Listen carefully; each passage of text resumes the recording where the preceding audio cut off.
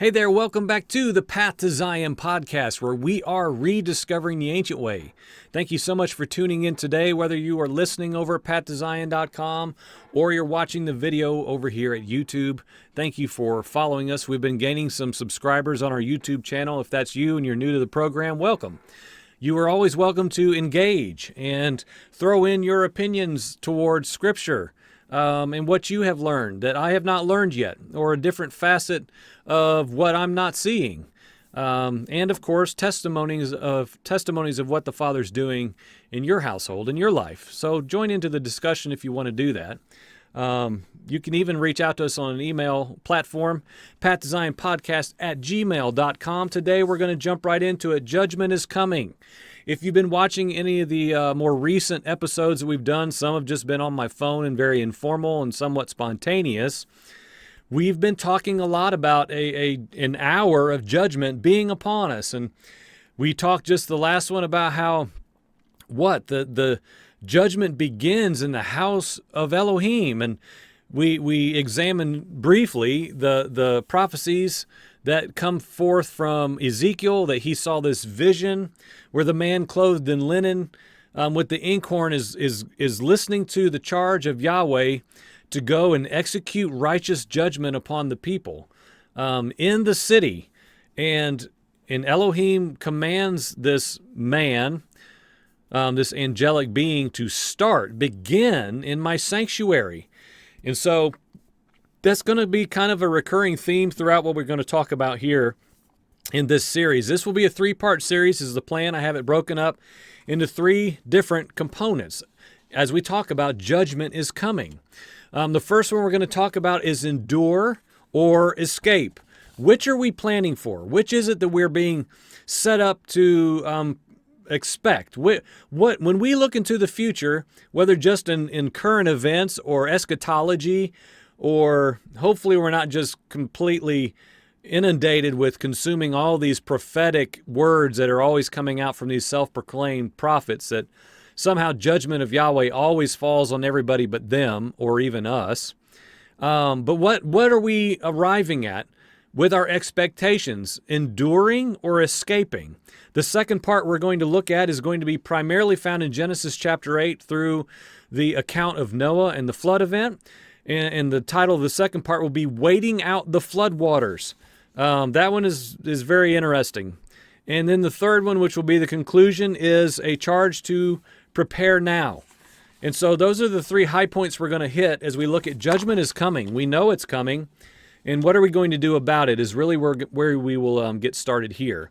And before we really get to the meat of what I want to share in this series, we have to lay some groundwork, just some basic guidelines of I can't just assume we're all preparing for judgment if in fact we're not. You know what I'm saying?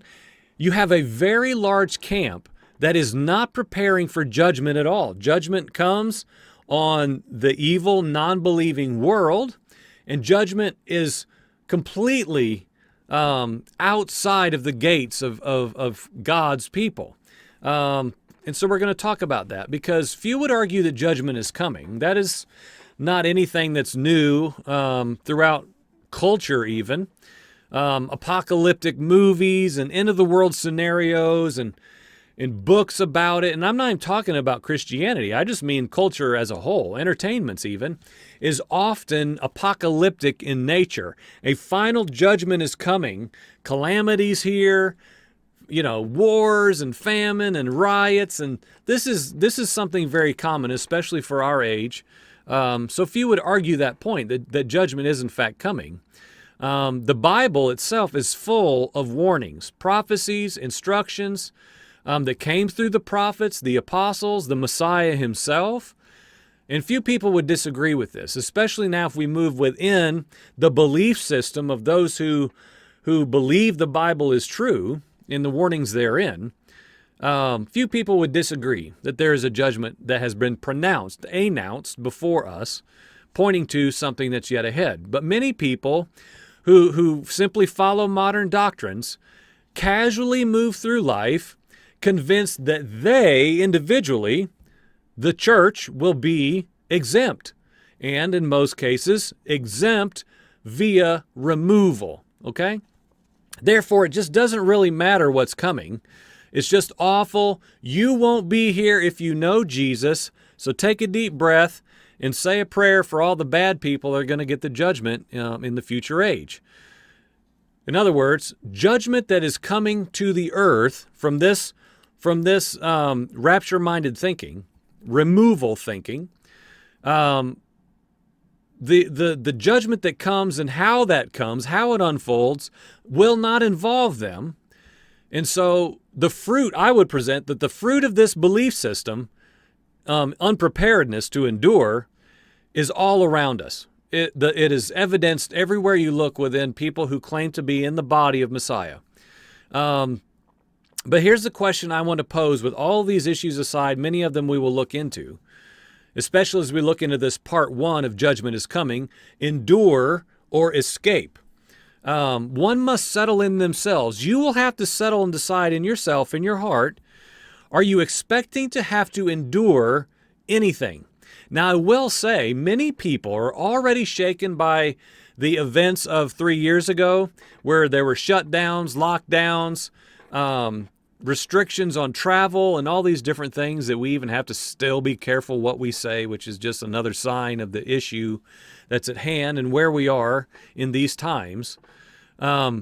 Many people, many Christians who have rapture doctrine firmly in place in their life and escapism mentality have already had to wrestle with why are we still here for this? Why are we still here for this level of depravity or this issue on the earth that, like, man, this seems like in my pre-tribulation thinking, I didn't think I'd be here even for this part. Well, it's going to get much stronger. And so we have to decide individually. We have to prioritize this in our heart of what we are expecting. Are we expecting it all to have to endure anything difficult? Now, rapture doctrine promises that we'll be spared the end times level trials and judgment. But is this true biblically? I want to be clear from the very beginning because people could drop off like flies because, oh, this is a pro-rapture, anti-rapture teaching. I'm not interested. It is not that at all. It has to be brought up, though, because why? If we are set in majority numbers to only be removed, then what I'm going to present from here on about judgment is entirely irrelevant. There would be no point for us to even talk about it if, in fact, I believed that we won't even be here. Because we're talking about judgment coming to what? An evil, lawless, and here's where it gets challenging and this is when it starts to filter into the church, to filter into Yahweh's people. Okay, this is why this matters, and this is why I'm bringing up the judgment's coming, because I'm thoroughly convinced that the body of Messiah had better wake from her slumber and realize she is going to have to endure. She's got to endure a coming age, okay? So that's why we have to talk about doctrines such as rapture, pre-tribulation, post, mid, all these things. We will talk about in very small measure, but only because, again, we have to lay a basic groundwork level understanding of why what I'm going to propose in the other parts, and even later in this part 1, why this even matters to us.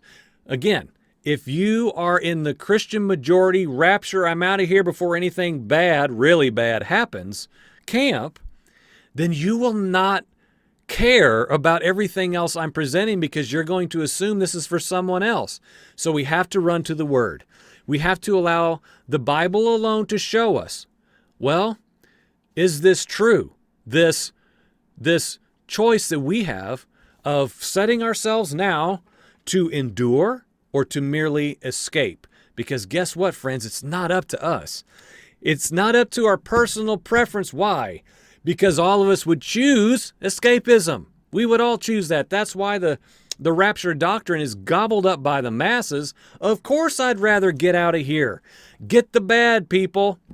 Of course I would rather have that in my own individualistic, selfish mentality. Let the judgment fall on those guys and get me out of here, right? Think about how many hymns have been sung throughout modern, and I say modern through the 1800s even, back a couple hundred years, all about that. Escapism. When we get to heaven, when we leave this old wretched earth, when we go away from here, the sweet by and by, angels and our friends and neighbors and our aunts and uncles and grandparents walking through the pearly gates of heaven. Why? Get your mind off of down here and just hold on this horrible, wretched world until you get out of here when Jesus comes back. And so we're going to encounter that, again, in light measure, in order to establish that I would say, according to the Word alone, not our opinion or modern doctrines, we must set ourselves to endure and not merely escape. We'll start with Yeshua speaking in Matthew chapter 24, verse 20. He talks about what was prophesied that we see back in the book of Daniel beginning to unfold, and he says this, "Pray that your escape will not happen in winter or on Sabbath." Now, isn't that interesting? We have to hit the pause button whenever we see these things throughout the text because of our program, Rediscovering the Ancient Way. That's what Yeshua was always pointing back to. And this is talking about a future age now.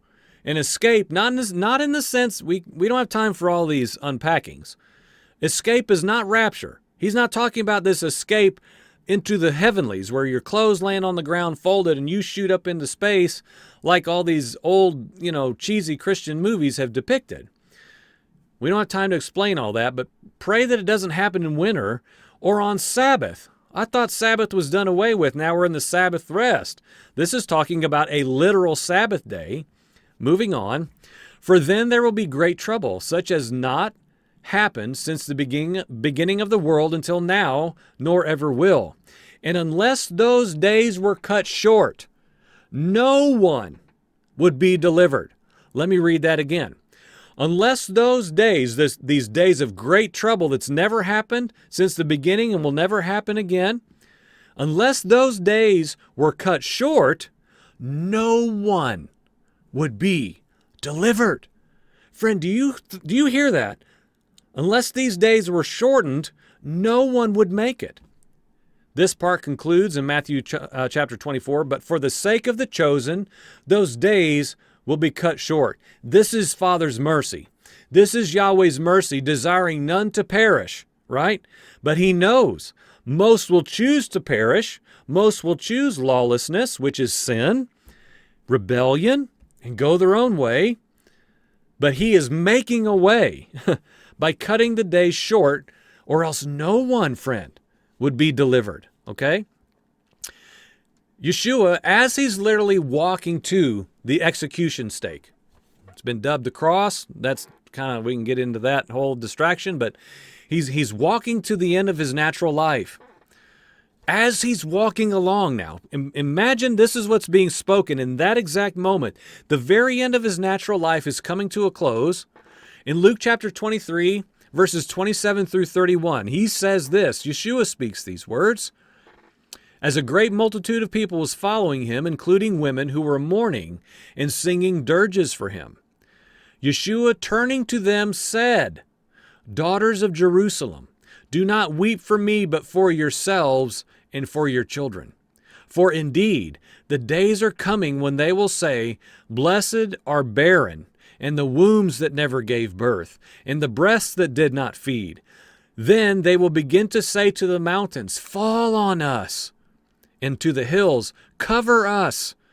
For if they do these things when the wood is green, what will happen when it is dry?'" 1 Peter chapter 4, verses 16 through 19 specifically. "If anyone suffers for following Messiah, let him not be ashamed, but let him glorify Elohim in this name," the name of Messiah.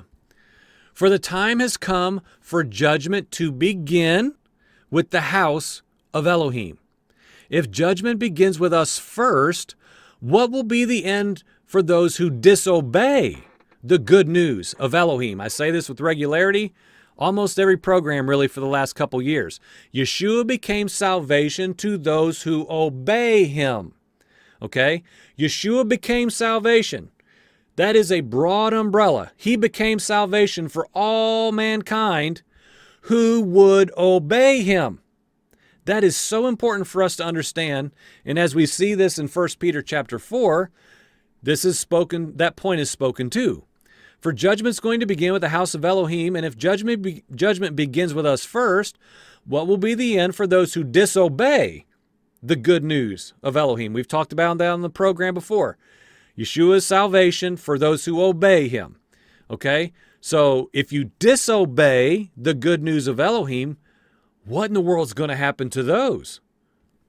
Now, this continues, if it is with difficulty that the righteous will be saved, what shall become of the ungodly and the sinner? So then, those who suffer according to Elohim's will, let them trust their souls to a faithful Creator while continuing to do good. We say a lot here, what is good? Who defines good? It's not your Baptist doctrine. It's not my personal understanding of the Bible. It's not up to you nor me or any doctrines of men. Good is Tov. One individual, Yahweh Elohim, says what is good. He defined what is good, what is right, what is pleasing in his sight. Everything else is not up for our discretion. So we must know. We need to be continually doing good, okay? And reminded always as we look to the future, knowing the judgment is coming, and whether or not we are set to endure or to escape, that it is with difficulty that the righteous will be saved. Okay? Difficulty here is with much work. I'm sorry, mainline Christian. I'm sorry.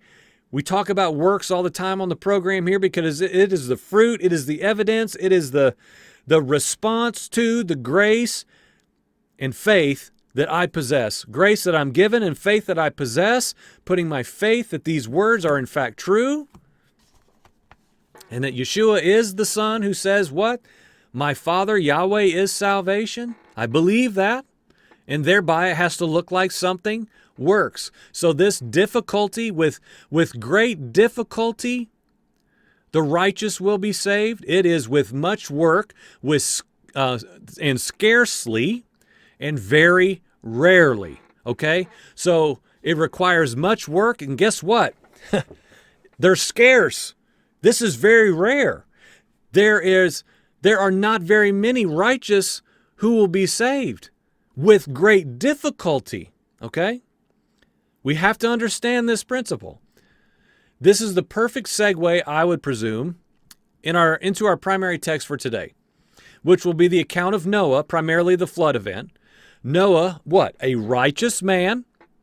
He was a righteous man that was, with great difficulty, delivered, rescued, and saved. We are going to spend a lot of time, probably the next hour, broken up into several parts, about the account of Noah, because of the verse we're about to read. That Noah, this snapshot that we have of Noah, this little glimpse of his life, who he was, what made him who he was, what he did because of who he was, and what was accomplished because of what he did because of who he was. That's a mouthful. That is not in my notes, of course. Noah was a righteous man that was, with great difficulty, delivered, rescued, and saved. The perfect example. Okay? The goings on in humanity in Noah's day is essential for us to understand. Okay? Without going into all this, we talked about this in great length across the street here a few weeks ago in our Older Testament study that we're doing. Mixing had reached catastrophic proportions. Okay?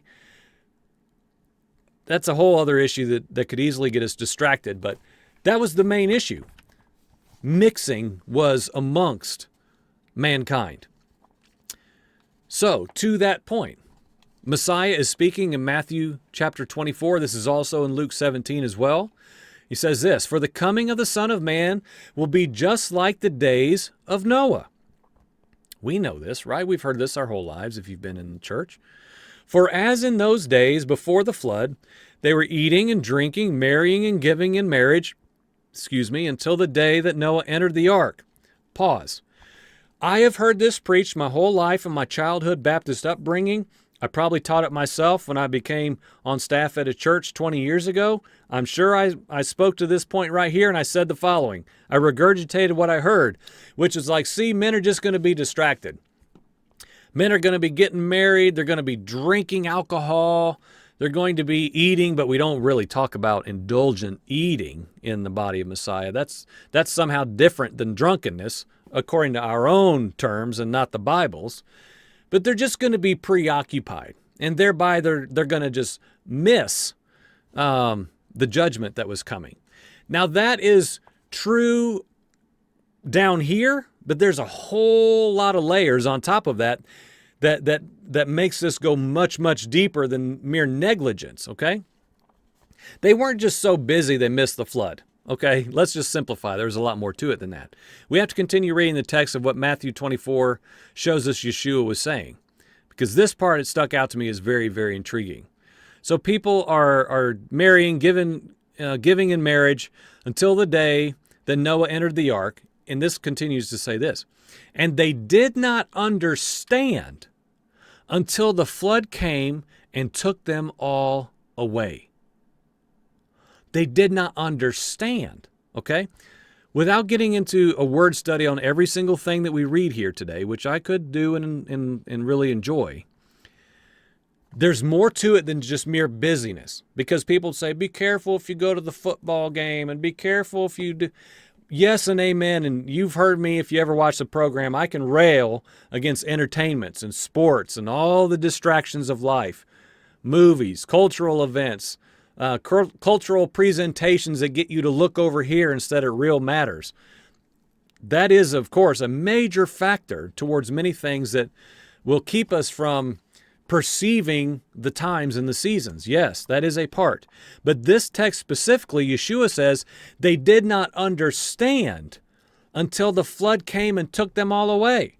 They literally lacked the understanding and the perception to see what was right in front of their noses in the age that they were living.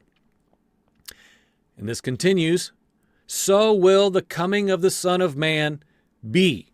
Okay? So just like that, people will fail to understand the season that they're living in. Many times, in this case, until the flood came and took them all away, and it was too late. Verse 40 of Matthew 24, and we got to get moving here. At that time there will be 2 men in the field, one will be taken, and one will be left. 2 women will be grinding at the mill, and one will be taken and one will be left. Who gets taken and who gets left, friend? You've heard your whole life, more than likely. The evil are left for God's judgment, Yahweh's wrath to come, and the righteous man is taken away. There's one in the field, good guy, bad guy. The good guy is sucked up into space with Jesus, which is interesting because Jesus comes down to earth. He won't be up there anyway, and he says, where I'm going, you're going to be. He's going to be on earth, but men get sucked up into heaven. We got some doctrinal issues here. I want to present that the days of Noah principle is more about what men were not doing than what they were doing, okay? I would propose for your consideration, this is not as much about men drinking, eating, marrying, giving away in marriage, okay? But it was more about what they weren't doing. They were not understanding the times and the seasons of the age that they were living in. They were literally not perceiving, they were not discerning that they were living in an hour of judgment. That, I would say, for your consideration, was the biggest issue at hand that Yeshua is warning us thousands of years ago, recorded for us in Matthew chapter 24. Just like that, so will it be at the coming of the Son of Man. Okay? They did not understand or perceive the age that they were living within. They didn't understand that judgment was coming to the earth to them. Major point, highlight, underline. The Christian majority that many boldly pronounce that they are lawless. We do not need a law. Yeshua came and did away with that. We are lawless. By biblical definition, we do not need law. The Bible prophesies that a lawless people will be the ones who fall away and are considered unrighteous. Okay? So I would propose for consideration Just like those in Noah's day, the ones in the age of the coming of the Son of Man will also not understand or perceive that the judgment that is coming to earth is coming to them until the flood is already here, metaphorically speaking. Another point that we have to briefly mention before we move further is the one taken, one left phrase. As is the case with endless biblical accounts, as we see with the flood, who was taken and who remained in the flood event? You don't have to wait too long to answer that question, right? The righteous were the ones who remained in the ark of safety, provision, deliverance, and they rode out the judgment, and the unrighteous, evil men were removed. They were, let's just be blunt and just like simple as they were killed. They died in their transgressions. They were removed. It is a very simple principle, but still very, very overlooked in our age. As is the case with endless biblical accounts. As we see with the flood, who was taken and who remained? The masses have to be willing to set aside their inherited rapture doctrine and look at what the Word alone tells us. The evil are removed, the righteous inherit the land. That is a constant biblical pattern that we see time and time and time again. I'm going to ask a question, then we're going to have to make this multiple parts. If you have thoroughly studied the Word, really studied it now, if you've spent years looking into pre-tribulation doctrine and you still believe that you're out of here, I don't argue with people who have truly studied for themselves and have established biblically a doctrinal position on a matter that disagrees with mine. But here's the question, have you studied that yourself? Like, have you dedicated months and years to solidifying that that's in fact true according to this and not according to popular teaching? Popular teaching will not save us. It will not preserve us. It's incapable. But if you have studied this and you believe that you are out of here, do you ever wonder, when you read the Word and see all the endless examples of the righteous man inheriting the land and remaining, and the evil are removed, do you ever wonder, what if I'm wrong? Ever? Like, when you lay in bed at night, what if I'm wrong and we're still here? The question is, are you walking in righteousness? Are you in any way postured, ready to endure if things don't pan out the way that you think they will? Because again, these ones in the days of Noah that Yeshua said will be just like the sons of man, the Son of Man's return, they did not understand the judgment was coming until it came and took them away. Took them away. While the righteous remained on the land, rode out the judgment literally, and settled and repopulated the inherited land that had been cleansed of the unrighteous, evil lawlessness. The mixing had been cleansed, purged from the land, and the righteous were allowed to once again inherit, establish, inhabit the land. So, are you ready for and prepared to endure well? In your heart now, in your heart. I'm not talking about stockpiles of food. I'm not talking about guns and ammo. I'm not talking about watching out for the boogeyman and assembling a militia group. I'm not talking about that in the slightest molecule, okay? Are you walking in righteousness? Are you walking in righteousness as a set-apart, holy, consecrated man who is what? Understanding the times, perceiving what's happening. I would say that one cannot rightly face what is ahead if you have absolutely no expectation to be any part of it. There's simply no need to prepare. There's no need to be ready. None of us prepare for what we do not expect to affect us. If I live in North Dakota, I have no preparations in place for a hurricane evacuation. Right? I have nothing in place for that. If I live in Miami, Florida, I have no winter gear. I don't have ski boots. I don't have a snowboard. You understand what I'm saying? We prepare for what we are expecting to be a part of. If we do not expect something, we have no purpose or need to prepare for it. So as we get this started, and we'll move into another part here to talk about endure or escape, which are we postured and prepared to do. Friends, judgment is coming. Judgment is coming to the house of Elohim. As we talked about again in the last episode, Yahweh is saying, go out from my sanctuary. And it will cover the entire earth. In His timing, not mine, not yours. But friends, judgment is coming. Are we prepared to endure, or are we only looking to escape? We're going to talk about that more in part 2. Come back for more right after this.